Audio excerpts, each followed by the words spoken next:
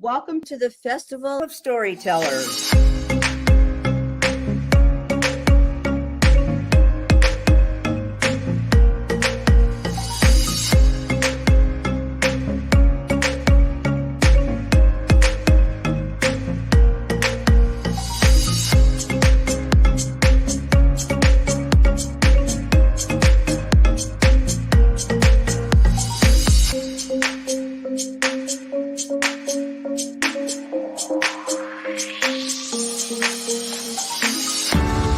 I can't tell you how excited I am to be on right now.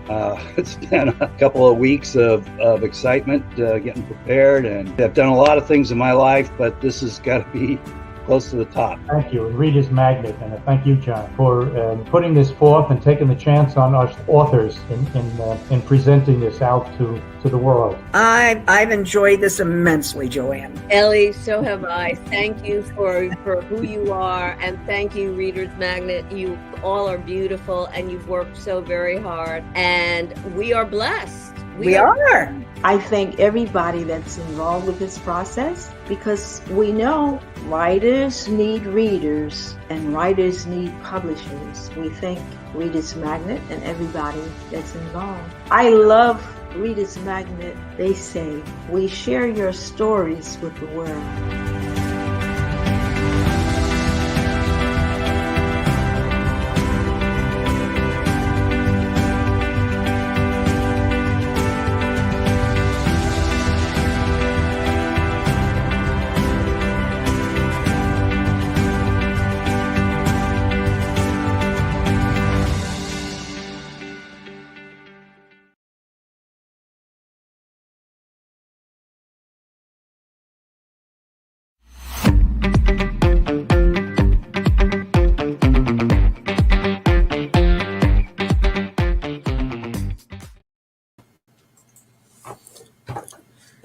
Hello, everybody, and thank you for joining me today, or this afternoon, this evening, morning, whatever it may be, wherever you are. I am M.A. HADDAD, and I'm here to discuss my book, Tomorrow is Just a Day Away, as well as The Shadow of the Staff, A Wizard's Revenge. And it's also The Shadow of the Staff, Tomorrow is Just Away, and I'm working on a third book called The Shadow of the Staff, Torden's Journey. And I've given some thought as to what I actually wanted to talk about today, and I thought it would be kind of nice to talk a little bit about how I developed my characters and how some of them came to be. It all starts off with the typical underdog type person or being that, finds out he's got magical powers and doesn't know how to use them. He's taken under his wing by someone. And the first book, which is A Wizard's Revenge, it's mostly how he gets used to and finds out what these new powers are. And along the way, he meets other creatures within the land of HADDAD. And as he goes through the first book, he gets a little better and a little better and a little better. And being the main character throughout the books, it's very important that even though he's getting stronger and becoming a better character, as we would say, he still has self-doubts and he still struggles with, why me? And that's the biggest question that he wants answered is, why me? Why did I have to have these powers? How did I get these? These don't exist in my race of people. And he's the first and only to ever have this type of power from his race of people throughout HADDAD. So I've tried to develop that, and yet I still want him to be vulnerable. As a matter of fact, the majority of characters have some sort of vulnerability, with the exception of the elves. Elves they know they're the king, and that's pretty much all there is to it with them. So they don't really have a lot of insecurities and faults that the other races all have. So in developing him, it's difficult because when you're developing your main character and you're also developing sub characters or co-characters, however you want to put it, you want to be careful that you don't make them all appear to be growing at the same rate, that you don't make them appear to be the same person just by different names. And that's a real tricky thing to do. And I think I really caught up with it in the second book, which is The Shadow of the Staff, Tomorrow is Just a Day Away. And he continues to grow, but because of the time that's passed from the end of book 1 to the start of book 2, he's practiced and he's better with his arts, and he's more comfortable with them. But he still doesn't like certain aspects of things because everybody looks at him for leadership, and he doesn't want to be a leader. But he naturally is. He's got the power. He's got the personality. He makes decisions. He's got intuition. A whole lot of myriad of things that go into the character that make him constantly be pushed to the forefront, which is where I want that character to be, because the stories are all about his trials and tribulations and how he handles them. So with doing that, I've also managed to develop some of the other characters and introduce new characters in the second book that really don't need much refinement. They're kind of, these are how they are, and you live with them. One of them is a gnome, and it's the first time I've ever written anything with a gnome in it, so it's been kind of fun. But he's a crotchety old guy, and he will come out and say whatever's on his mind, and he pokes fun at our hero Burton. Pokes fun at him all the time, always on him, always riding him about something. And if he's not riding him, he's on one of the other people, or he's making light of something like, you don't have the knowledge, or you don't know what you're doing. And, what do you think we gnomes do? Just stand around in a garden all day and do nothing? That type of a thing. So developing that character was really easy. He's the way he is. It's kind of, he's in a box. There's not a whole lot of growing, except for one minor detail, which the readers will figure out right away. But it's something that I wanted to make happen because his way softens a little bit, but is still the same antagonistic little critter running around, making Burton's life difficult whenever he can. That's his thing. He likes doing that. I've also had the pleasure, I guess, of introducing several female characters in the second book. In the first book, there's only one, and that's an elf. But she's a key player in the first book. In the second book, she doesn't come in until the very end of the book. And the reason why is, again, part of the story. So developing several females and giving them all distinct personalities was really difficult for me at first. Obviously, I'm not a female, so I don't always understand certain things. So I just try to rely on my knowledge of people around me that I've grown up with. My parent, my mom, my sister, people in the military that I worked with. And I tried to take bits and parts of these people and make separate individual people, but still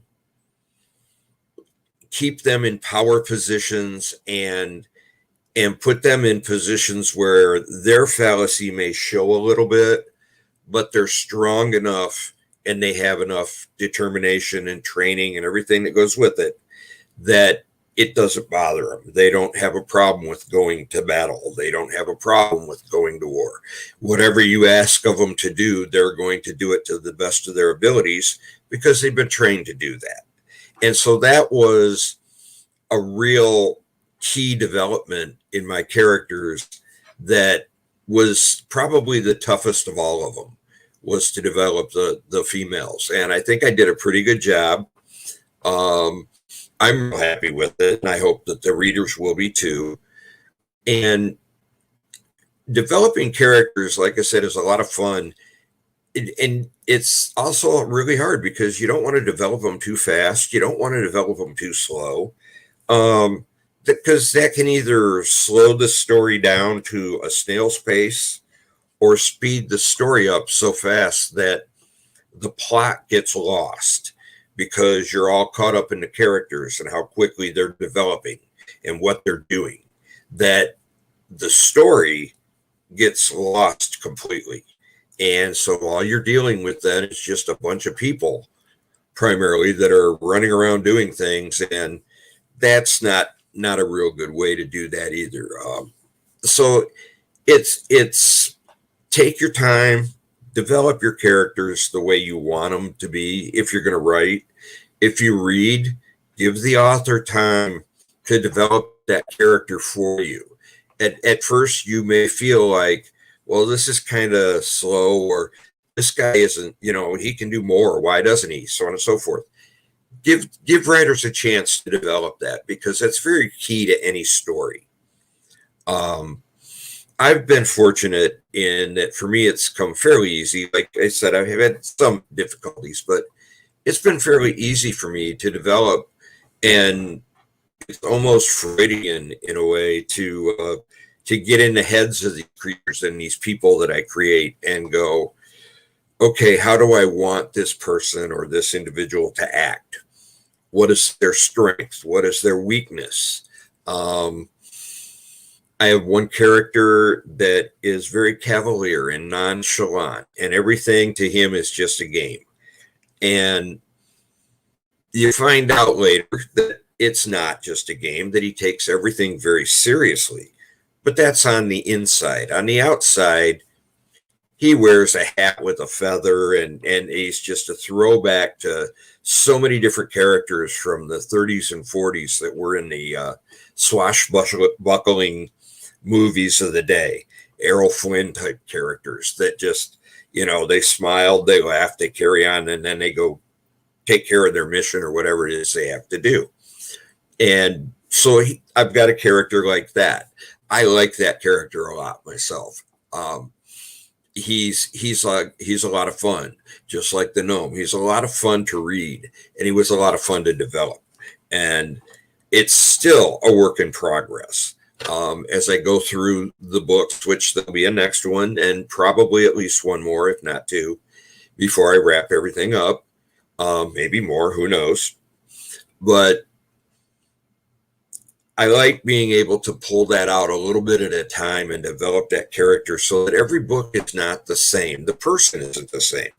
And we all know through life, as we go through different aspects, we do different things, that we as people change a little bit and we grow every day.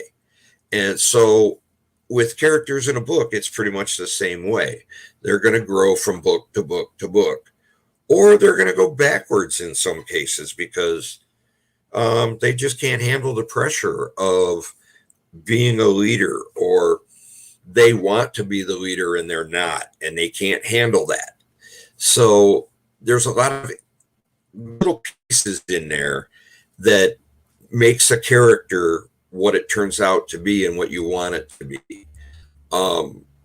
Burton Brew, who's the hero of the books, he is a Myopian, which is a small race, but they keep to themselves.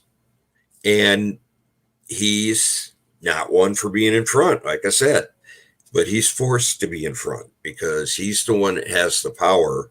And everybody kind of bows down to him and goes, you're the guy. You've also got great intuition. So he's able to think of things that are coming before they actually happen. That's a great thing for a character to have, because he can say things are coming 2 pages before it happens. And he can be prepared, and he can have his people prepared. And so that's made it a lot easier to do battles or to have things happen to them, to the characters as they travel throughout the land, doing whatever it is they do. His intuition is really big in the fact that he knows, no, we don't want to go that way. Don't ask me why, but we don't want to. And then you find out later there may have been a big battle or there was an earth slide and the way was blocked. But for whatever reason, with his powers comes this intuition, and everybody starts, again, taking advantage of that and using it for their own good as well as the good of the story. So I've developed that into him, and he's already a good swordsman. He's very smart, very literate. He knows what's going on. He just doesn't always like being in front. And so every now and then he'll get hit with a why me syndrome. You know, why does it have to be me? Why do I have to be the guy? And so everybody tries to tell him why, but it still is not easy for him to accept. I have a feeling by the end of the series, he'll accept it. And I think that he's going to turn out to be a very, very strong-willed character when it's all said and done. But for now, he's still learning, and he's dealing with new races, new people, new creatures, and all sorts of things that every day is different for him. So he's learning something every day, and at times he regrets it all, but that's not very often. And when he does, he doesn't have a problem with talking to whoever his friend is that's there at the time. So that's kind of how I developed that character and everybody else. Book one, which is The Shadow of the Staff, Wizard's Revenge. Book two is The Shadow of the Staff. Tomorrow is just a day away, which should be available hopefully within the next couple weeks. My understanding is we're just waiting on some paperwork to clear up, and then that'll be out. And then the third book is going to be The Shadow of the Staff, Torden's Revenge, or Torden's Journey, excuse me.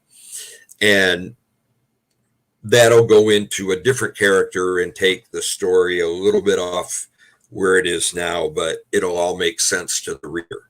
And that's what's important to me, is developing a story, coming up with a storyline that's viable, and then developing the characters to fit within the story.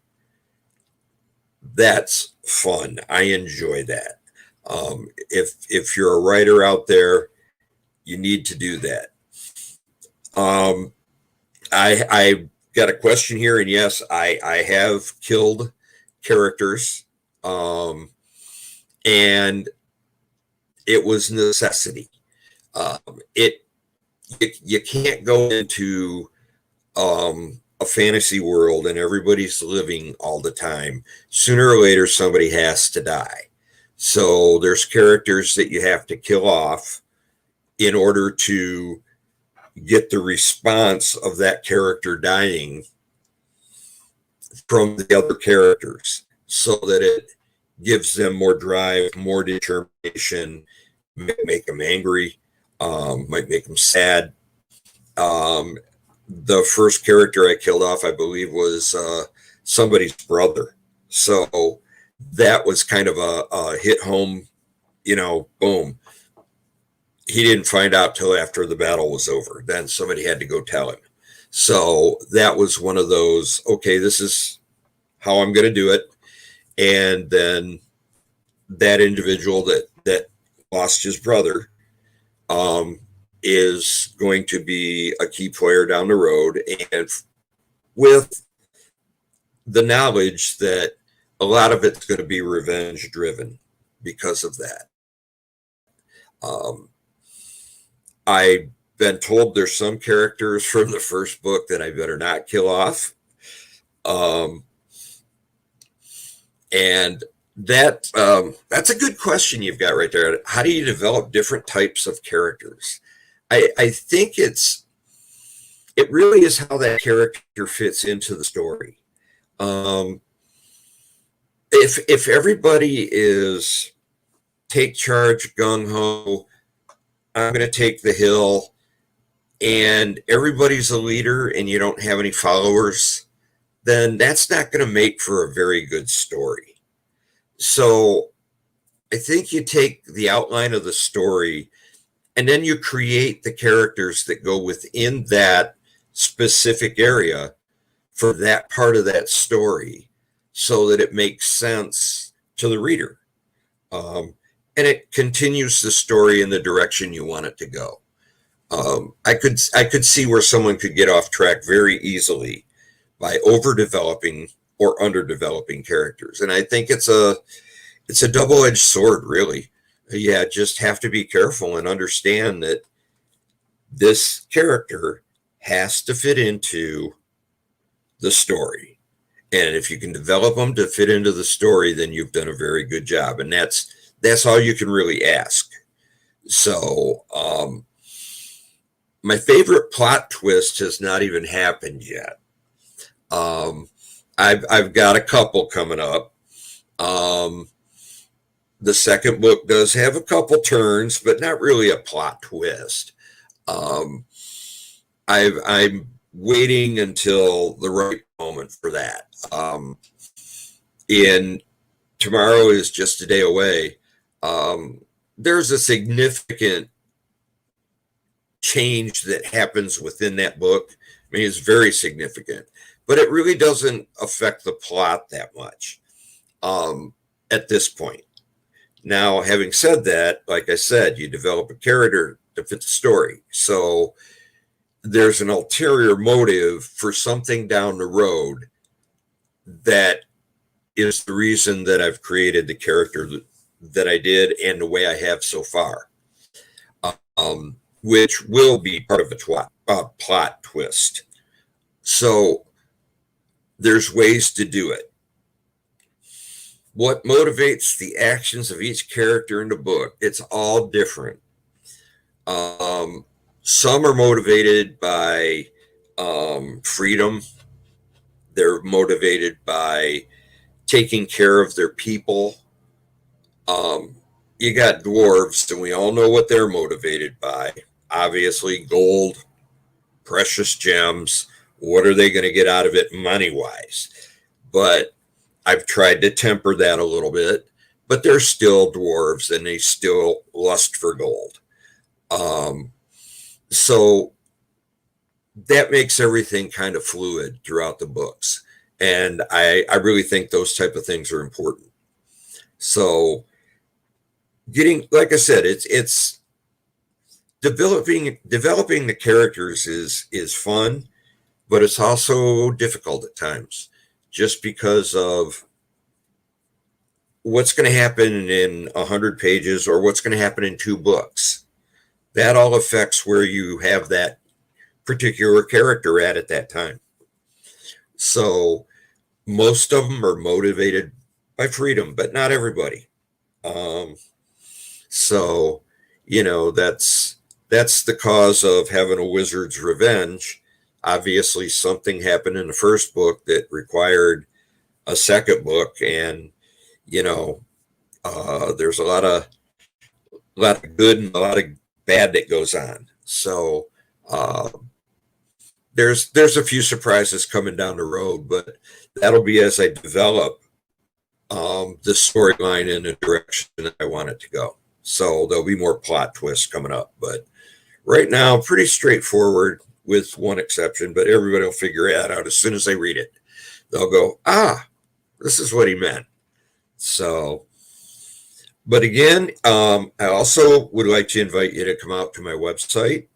It's mahaddadnovels.com, www.mahaddadnovels.com, all one. And take a look around. There's a blog out there. There's a synopsis on the first book. There's an email address if you want to get a hold of me and ask other questions that you didn't get a chance to ask in here today, or just you want to say something. Maybe you've read the book and you've got an idea you want to throw my way. I'm always willing to listen. So, being as this is only my second book, I'm a little on the inexperienced side. So if I can get a little bit of help, I'll take it. So feel free to drop me a line. And, again, I recommend you pick up the first book. When the second book comes out, you're going to want to jump on it to see what's next. And that, again, is all part of the development. If I had to trade places with one character, who would it be? I have always been a big elf fan. And in the first book, there's an elf lord. There's no kings left, but he's a powerful, very, very powerful elf lord. And I would probably want to trade places with him.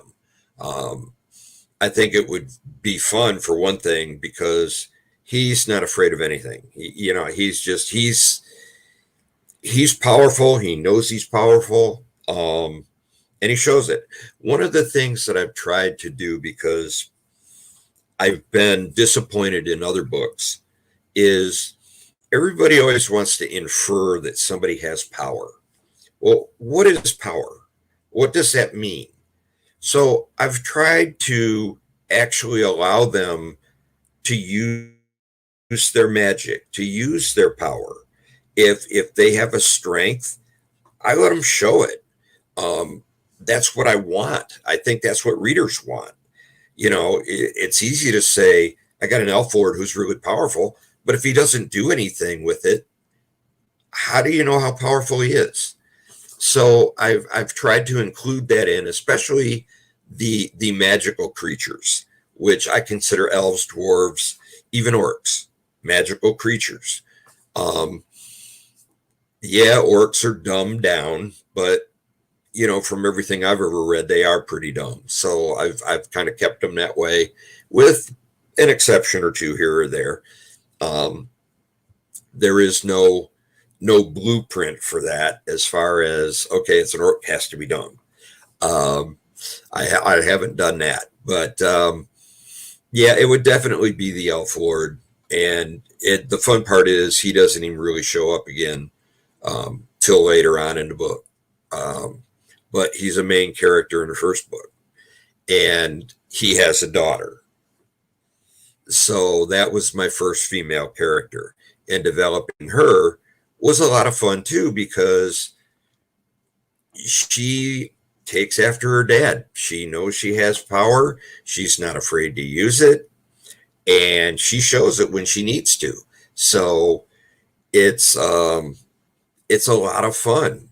And I like developing those type of things, because, like I said, I want to see people, when you say somebody has power, I want to see you use it. It's very frustrating when you read something and they say, well, they have all this and they can do all this. Then do it. I picked fantasy to write in because it allows me to use my imagination to the fullest potential that I have. I can identify with a fantasy realm because there's no rules. You make it up as you go.